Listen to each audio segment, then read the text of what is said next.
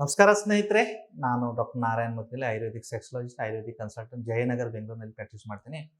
Younger ಏಜ್ನಲ್ಲಿ, ಚಿಕ್ಕ ವಯಸ್ಸಿನಲ್ಲಿ ನಿಮೂರು ದೌರ್ಬಲ್ಯತೆ ತುಂಬ ಕಾಮನ್ ಆಗಿಬಿಟ್ಟಿದೆ. ಏನು ಸರ್, ಏನು ಮಾತಾಡ್ತಾ ಇದ್ದೀರಾ? ಯಂಗ್ ಏಜ್ನಲ್ಲಿ ಸೆಕ್ಸ್ ಪ್ರಾಬ್ಲಮ್ ಬರುತ್ತಾ? ಹೌದು ಸ್ನೇಹಿತರೆ, ತುಂಬ ಸೆಕ್ಸ್ ಪ್ರಾಬ್ಲಮ್ ಬರ್ತಾ ಇದೆ. ಸ್ಪೆಷಲಿ ಈ ಕೊರೋನಾ ಆದಮೇಲೆ ಯಂಗ್ ಏಜ್ನಲ್ಲಿ ಇಷ್ಟು ಸೆಕ್ಸುವಲ್ ಪ್ರಾಬ್ಲಮ್ ಬರ್ತಾ ಇದೆ ಅಂದರೆ, ಇವಾಗ ಒಂದು ಕಾಲ ಇತ್ತಲ್ಲ, ಅಯ್ಯೋ ಸೆಕ್ಸ್ ಪ್ರಾಬ್ಲಮ್ ಅಂದರೆ 50 ವರ್ಷ ಆದಮೇಲೆ 60 ವರ್ಷ ಆದಮೇಲೆ ಬರುತ್ತೆ, ಯಂಗ್ ಹುಡುಗರಲ್ಲಿ ಏನು ಸೆಕ್ಸ್ ಪ್ರಾಬ್ಲಮ್ ಬರಲ್ಲ ಅಂತ. ಬಟ್ ಇವಾಗ ರಿವರ್ಸ್ ಆಗಿಬಿಟ್ಟಿದೆ. ನಮ್ಮ ಹತ್ರ ಕ್ಲಿನಿಕ್ನಲ್ಲಿ ಯಂಗ್ ಹುಡುಗರೇ ಇವಾಗ ಜಾಸ್ತಿ ಬರ್ತಾ ಇದ್ದಾರೆ ಸೀನಿಯರ್ ಸಿಟಿಜನ್ಸ್ಗಿಂತ. ಯಾಕೆ ಗೊತ್ತಾ? 8 ಪಾಯಿಂಟ್ಸ್ ಹೇಳ್ತೀನಿ, ನೋಡ್ಕೊಳ್ಳಿ.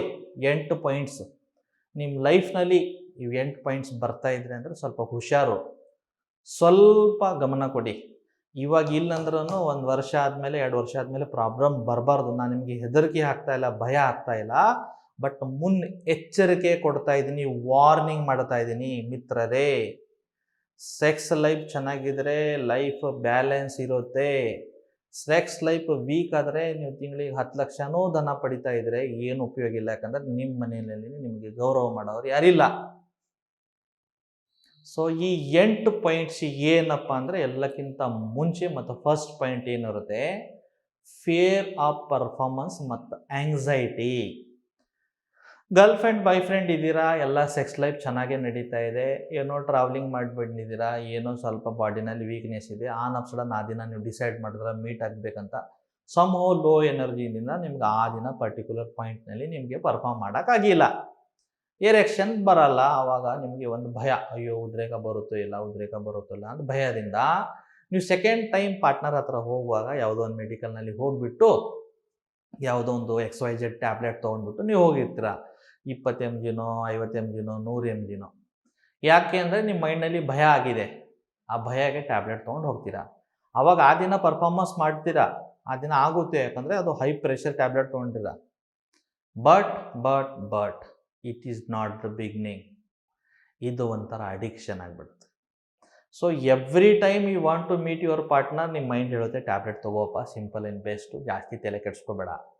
ಸೊ ಬಟ್ ಟ್ಯಾಬ್ಲೆಟ್ ತೊಗೊಂಡು ಇದ್ದಿದ್ದು ನ್ಯಾಚುರಲ್ ಎನರ್ಜಿನ, ನ್ಯಾಚುರಲ್ ವೆಸಲ್ಸ್ನ, ನ್ಯಾಚುರಲ್ ಬಾಡಿನಲ್ಲಿ ಇರುವ ಕೆಮಿಕಲ್ಸ್ನ ನೀವು ಹಾಳು ಮಾಡಿಬಿಡ್ತಾ ಇದ್ದೀರಿ.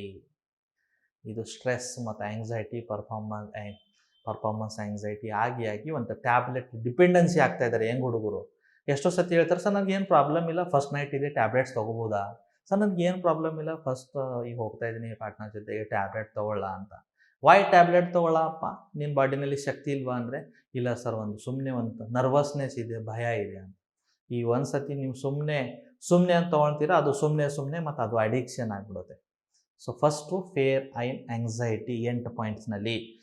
ಎರಡನೇದು ಪಾಯಿಂಟ್ ಏನಪ್ಪ ಅಂದರೆ, ಎಕ್ಸೆಸಿವ್ ಪಾರ್ನೋಗ್ರಫಿ ಕನ್ಸ್ಯೂಮ್ಷನ್. ಇವತ್ತು ನಾಳೆ ಯಂಗರ್ ಜನ್ರೇಷನಲ್ಲಿ ಫೇಸ್ಬುಕ್ಕು, ಆ ಇನ್ಸ್ಟಾಗ್ರಾಮ್ ಅಂದರೆ ಏನಾಗಿದೆ ಅಂದರೆ, ಅದು ಒಂದು XXX ಮೂವಿದ ಹ್ಯಾಂಡಲ್ ಆಗಿಬಿಟ್ಟಿದೆ.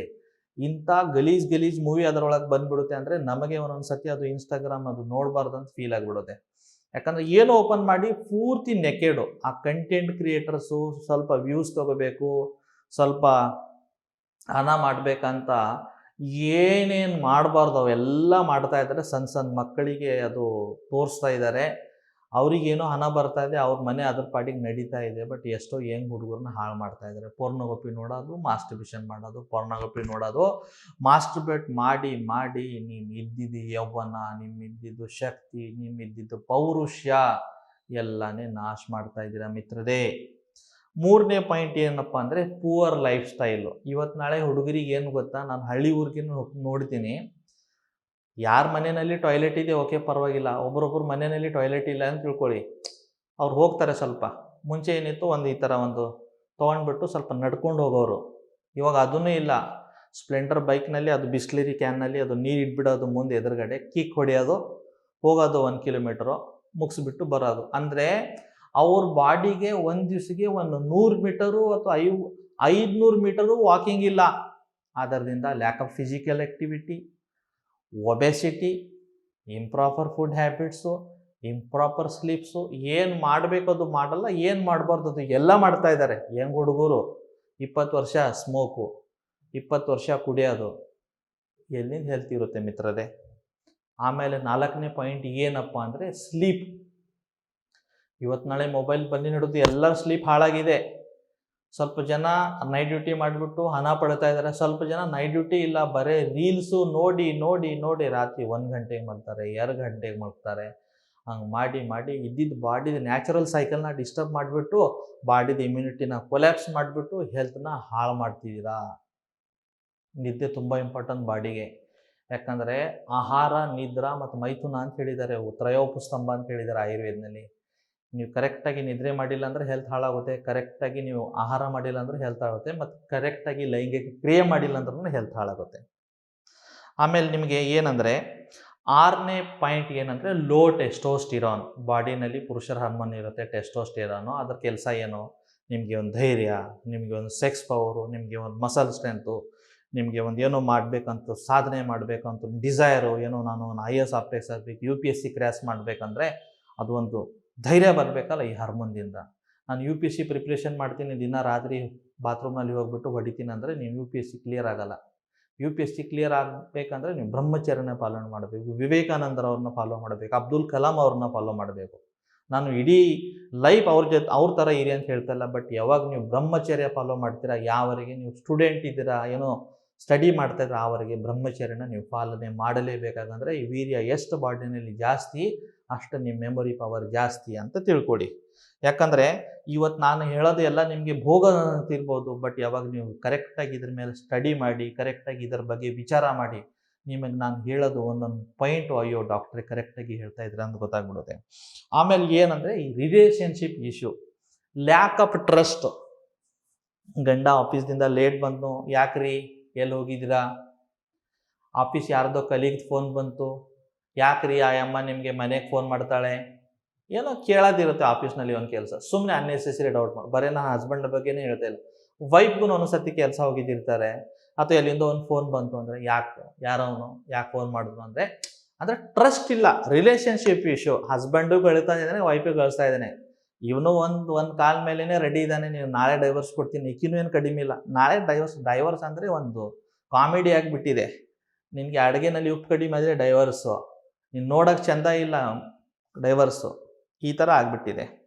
ಆಮೇಲೆ ಏನಂದರೆ 8ನೇದು ಸರ್ಟನ್ ಮೆಡಿಕಲ್ ಕಂಡೀಷನ್ ಅಪ್ಪ. ಮೆಡಿಕಲ್ ಕಂಡೀಷನ್ ಏನು? ಒಬ್ಬರೊಬ್ಬರಿಗೆ ಟೈಪ್ 1 ಡಯಾಬಿಟೀಸ್ ಅಂದರೆ ಯಂಗ್ ಏಜ್ನಲ್ಲಿ ಶುಗರ್ ಬರ್ತಾ ಇದೆ, ಸಣ್ಣ ಮಕ್ಕಳಿಗೆ ಶುಗರ್ ಬರ್ತಾ ಇದೆ, ಒಬ್ಬರೊಬ್ಬರಿಗೆ ಥೈರಾಯ್ಡ್ ಪ್ರಾಬ್ಲಮ್ ಇರುತ್ತೆ, ಸ್ವಲ್ಪ ಒಬೆಸಿಟಿ ಇರುತ್ತೆ, ಅಥವಾ ಯಾವುದೋ ಕಾಯಿಲೆ ಆ್ಯಂಗ್ಸೈಟಿ ಡಿಪ್ರೆಷನ್ಗೆ ಪಿಲ್ಸ್ ತೊಗೋತೀರಾ.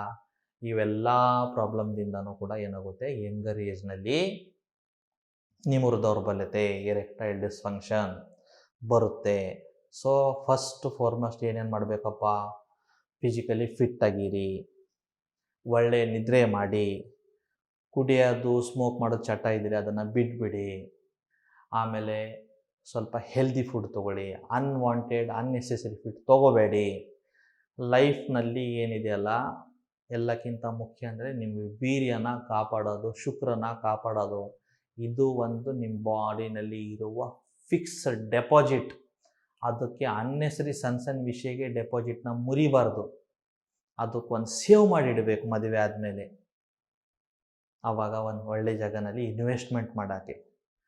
ಸುಮ್ಮನೆ ನೀವು ಹೇಳೋಕ್ಕೆ ಅಕೌಂಟ್ನಲ್ಲಿ ದುಡ್ಡು ಇಟ್ಟಿದ್ರೆ ಸ್ವಲ್ಪ ತೆಗೆದರೆ ಯೂಸ್ ಇಲ್ಲ. ಮತ್ತು ನಿಮಗೆ ಯಾವಾಗ ಇಂಪಾರ್ಟೆಂಟ್ ಇರುತ್ತೆ, ಯಾವಾಗ ಬೇಕಾಗುತ್ತೆ ಆವಾಗ ವರ್ಕ್ ಮಾಡಲ್ಲ, ಉದ್ರೇಕ ಬರಲ್ಲ, ಸ್ಖಲನ ಬೇಗ ಆಗುತ್ತೆ, ಮಕ್ಕಳಾಗಲ್ಲ. ನೋಡಿ, ಲೆಫ್ಟ್ ಯು ನಾನು ನಿಮಗೆ ಒಂದು ಮಿರರು, ನಿಮಗೆ ಒಂದು ಕನ್ನಡಿ ತೋರಿಸ್ಬೇಕು, ನೋಡ್ರಪ್ಪ ಈ ಥರ ತಪ್ಪು ಮಾಡ್ತಾಯಿದ್ರಿ, ಮಾಡಬೇಡಿ ಅಂತ. ಮಿಕ್ಕಿದ್ದು ನಿಮ್ಗೆ ಇಷ್ಟ ಆದರೆ ಶೇರ್ ಮಾಡಿ, ಸಬ್ಸ್ಕ್ರೈಬ್ ಮಾಡಿ. ಮತ್ತು ಏನಾದರೂ ನಿಮಗೆ ಡೌಟ್ ಇದೆ, ಕ್ವೈರಿ ಇದೆ ಅಂದರೆ ಕಮೆಂಟ್ ಬಾಕ್ಸ್ನಲ್ಲಿ ಕಮೆಂಟ್ ಮಾಡಿ. ನಮಸ್ಕಾರ.